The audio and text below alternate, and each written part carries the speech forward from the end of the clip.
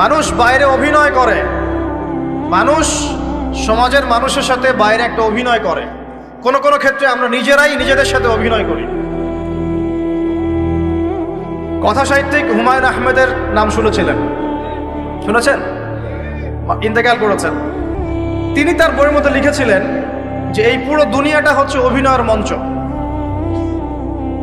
কথা সাহিত্যিক তিনি বলছেন তার মতো করে এই পুরো দুনিয়াটাই অভিনয়ের মঞ্চ, আর আমরা সবাই নিজ নিজ জায়গায় অন্যের সাথে অভিনয় করছি। কোনো কোনো ক্ষেত্রে আমরা নিজেরা নিজেদের সাথে অভিনয় করছি। তিনি বলছিলেন আমরা সবাই অভিনেতা, আর সবচেয়ে বড় অভিনেতা হচ্ছে পলিটিশিয়ানরা, কারণ তাদেরকে অনেক বড় মঞ্চে অভিনয় করতে হয়। এটা আমার কথা না, হুমায়ুন আহমেদের কথা, পড়ে দেখেন তো।